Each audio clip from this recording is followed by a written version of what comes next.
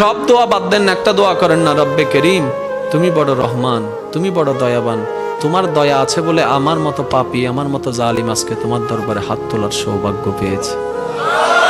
আল্লাহর কাছে সবসময় দোয়া করতে হবে পজিটিভ, নেগেটিভ কোনো দোয়া আল্লাহর কাছে করা যাবে। ইসলাম কি শিখাচ্ছে জানেন? ইসলাম বলে দুশমনের জন্য বদদোয়া করিও না, বরং দুশমনের জন্য তুমি আল্লাহর কাছে দোয়া করো। কিভাবে দোয়া করবা? তুমি রব্বে করিমের দরবারে যখনই হাত তুলবা, নিজের কথা আগে বলবা না, পরের কথা বলবা। আল্লাহ অমুকের দোয়া কবুল করো, অমুকের দোয়া কবুল করো, অমুককে জান্নাত দাও, অমুকের গুনাহ মাফ করে দাও, অমুককে মাফ করে দাও, অমুককে মাফ করে দাও, অমুককে মাফ করে দাও, অমুককে কবুল করে নাও, অমুকের রিজিকে বরকত দান করো। আল্লাহ আমার শত্রুকে সম্পদ আরো বাড়ায় দাও। যখন এই দোয়াটা উপরের দিকে যাবে, রব্বে করিম বলবে, কিরে ফেরেশতা, সে বান্দা নিজের জন্য কিছু বলল না, সব তো পরের জন্য বলল। ফেরেশতা বলবে, আল্লাহ এই বান্দা শুনেছে, তুমি নাকি তার উপর খুশি হয়ে যাও।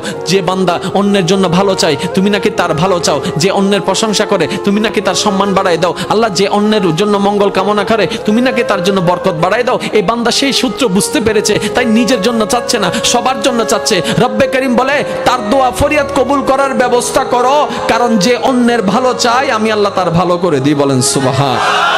মনে রাখবেন, আল্লাহর কাছে চাইতে হবে হালাল জিনিস, হারাম জিনিস নয়। আপনি যদি আল্লাহকে বলেন, রব্বে করিম আমার দুশমনের ফাঁকটা লেঙ্গা করে দাও, হবে?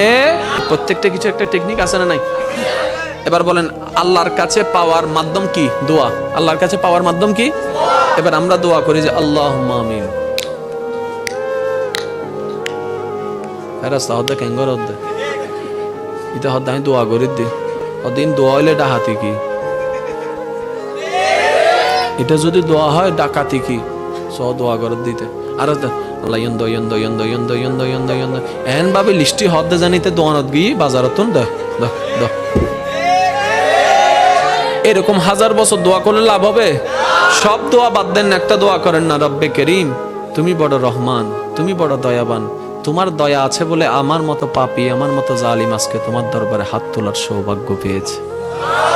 আল্লাহ তোমার দয়া আছে বলে আজকে আমি এখানে বসতে পেরেছি। আল্লাহ তোমার কাছে আমার একটা ফরিয়াদ। তখন আল্লাহ জিজ্ঞেস করবে, কিরে এত মায়া করে কথা বলতেছ, আমার কিছু লাগবে? তখন না বলবেন, ওনাকে কিছু বলতেই দিচ্ছেন, আপনি সব বলতেই আছেন। এবার আপনি বলবেন, যখন রব্বে করিম জিজ্ঞেস করবে, বান্দা কিছু লাগবে, তখন আপনি বলবেন, আল্লাহ কিচ্ছু চাই না। তো কিছু একটা চা, আল্লাহ কিচ্ছু চাই না, কিছু একটা চা। এতদিন তো অনেক চাইছস, লিস্টি বলছস, আজকে বলবি না? আল্লাহ না, আমার লিস্টি লাগবে না, তো কি চাস? এবার আপনি বলবেন, আল্লাহ আমি শুধু তোমাকে চাই। একটু বুঝেন বুঝেন